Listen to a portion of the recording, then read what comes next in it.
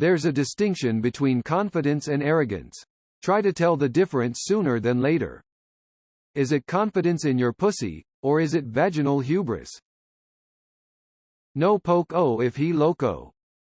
Love this because my BF had loco tattooed on his hand when he was a dumb teenager. He is no longer loco and is a therapist helping locos. But still using this. Don't ride the crazy train. Ozzy. All aboard. AHAHAHAHA. Guitar riff. Musical notes. Musical notes. Don't fuck me, Tony. Don't you ever try to fuck me. I love how everyone glosses over how weird that movie got at the end right before the shootout. If all his exes are crazy, he's about to make you crazy too. I never read that as he'll make you crazy. I always read it as no matter how sane you are, he'll always make you out to be crazy when talking about you.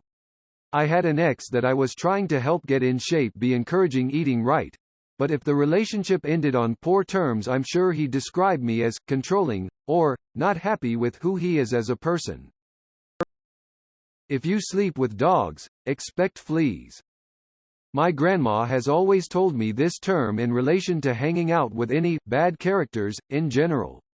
If you lay down with the dogs, you'll get up with the fleas. Basically, the company you keep can get you in serious trouble. Learned this firsthand watching my parents. Just because you're not the one committing a crime or doing the bad thing, if you're around people that are doing bad shit, you're eventually going to get caught up in a bad legal scenario. If he cheated on her, he'll cheat on you. Not so Ninja Edit. If he cheated with you, he'll cheat on you is probably closer to what I meant. Closely followed by, if he slapped her. Closely followed by, if all his exes are crazy. Last one's basically, if everywhere you go smells like shit, check your shoe. You can't fix him. One of my past so helped me. Got me out of my parents' basement and showed me some independence. We split. Long story for another time, and it really hurt her. I talked to her about a year later and thanked her for all she did for me. That I quite possibly wouldn't be the man I am today if it wasn't for her. She cried and thanked me for saying that. I still to this day have no problems with her at all. She's a good woman and I hope the best for her. Thanks again, Caitlin. You can't fix someone that chooses to be broken. Stop trying to play Build-A-Bay Workshop. Someone that's choosing to drown will pull you under with them. Build-A-Bay Workshop.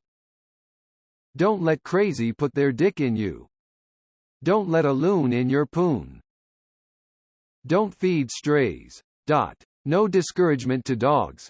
Just wandering roving crazy men in need of someone to mother them. Reminds me of that quote, I don't date anymore.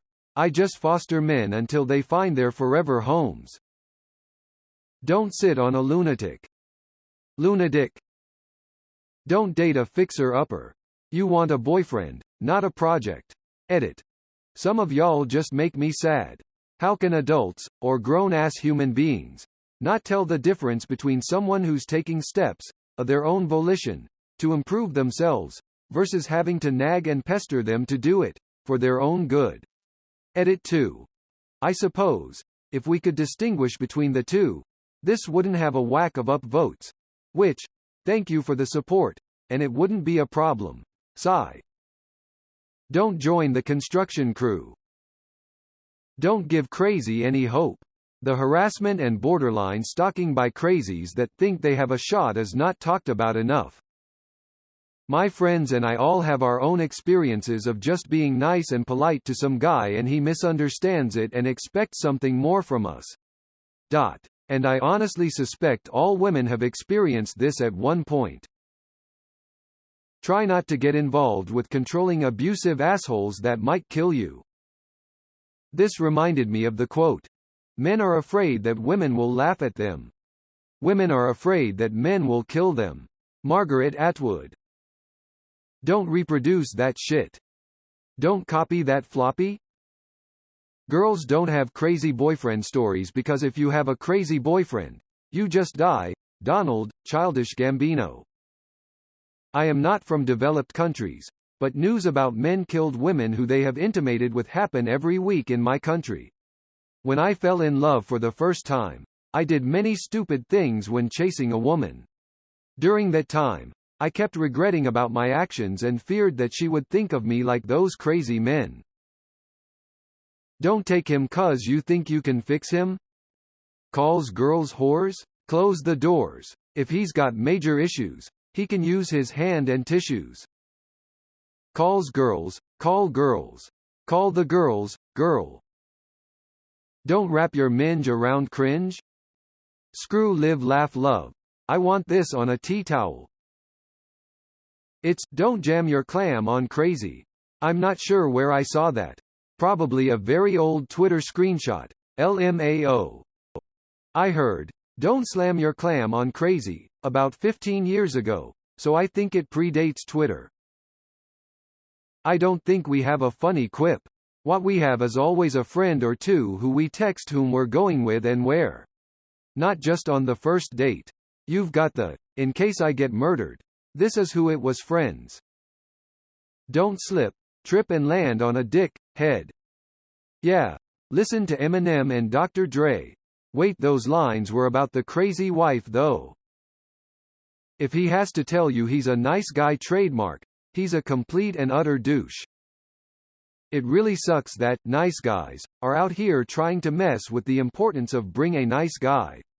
Being a good person is incredibly important. Kind of the whole point behind why people say, don't stick your dick in crazy in the first place. But these nice guys have such a warped view of the world it's unnerving. Don't lend your beaver to a deceiver.